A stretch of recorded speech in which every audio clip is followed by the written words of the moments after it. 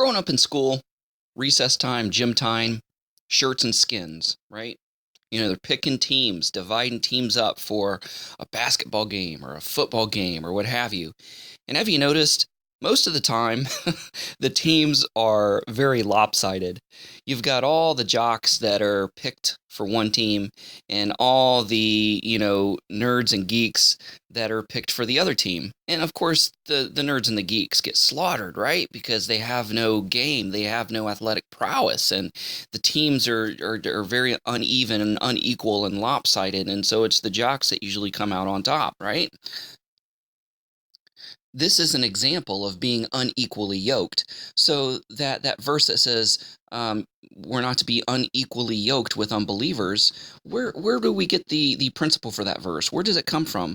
Well, it comes from Deuteronomy chapter 22, verse 10. It says, "You shall not plow with an ox and with a donkey harnessed together." Why is that?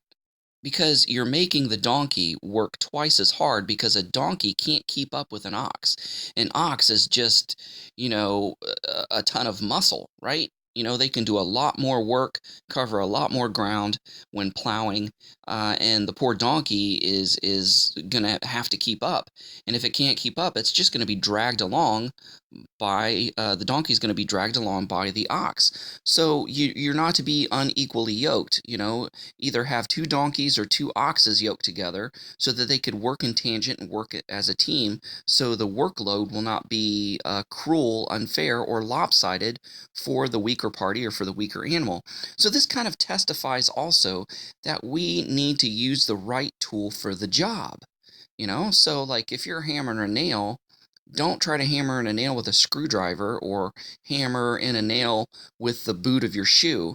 Get a hammer. Use the right tool for the job. So that's kind of another thing that this passage is kind of hinting at or testifying to. But in regards to human beings, do not be unequally yoked with unbelievers. A lot of times this is applied to marriage, that believers shouldn't marry somebody who is an unbeliever, which I believe is a good spiritual application, a proper spiritual interpretation for the passage. But in a literal sense, we're not to be intimate business partners with an unbeliever. Like, we're not to go out on a joint venture business with an unbeliever, because they're not going to have the same morals, the same business attitude and moral conduct within the business as you would have. Maybe the unbelieving party would be a little bit more dishonest, want to cut corners, use unequal weights and balances, if you will, to try to get ahead, or something of that nature.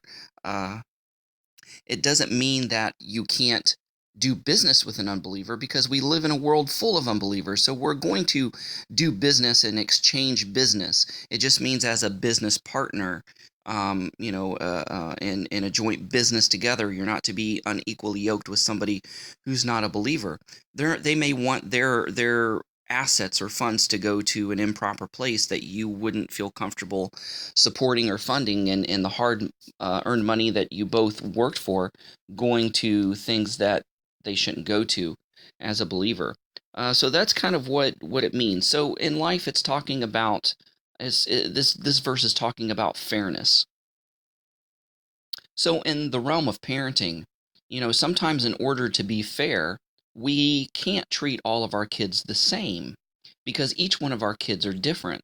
For example, in punishing children, children are night and day. Sometimes just a very stern look will set one child straight, and maybe a verbal warning will set another child straight. Sometimes these two tactics won't work for any child, and sometimes you have to resort to taking away a privilege, or taking away, ground them, take away some of their freedoms. And sometimes you just need to flat out spank them. Sometimes that's the last resort, and sometimes that's the only thing will work with a particular child.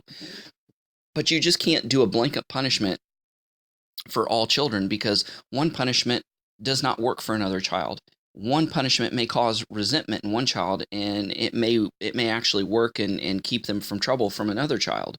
So fairness, sometimes fairness goes by a case-by-case basis, taking the particular party into consideration when we're making a decision regarding work, what a person can handle, what a person is educated and qualified for.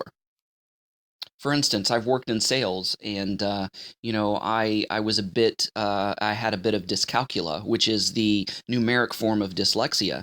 And I could help a customer find a product. I could sell a product to a customer, but to work the register. Not so much. Not that I wasn't willing to do it, but sometimes I would not hand back the correct change because of my dyscalculia. And it wasn't too bad working an electronic register, but one time the power went out. And I was frustrated because I had to calculate things in my head and I couldn't do it. And the manager saw that, so the manager took me off the register and put somebody else on. They realized that I was unequally yoked for the task. It would have been like, putting a donkey plowing with an ox. So we've got to be fair and use our best judgment in that workplace to be fair to our fellow man and not to be unequally yoked in various situations. Hey, thanks for listening. Go out there and have a great day. God bless. Abraham'sDescendants.com, getting back to the first century in a 21st century way.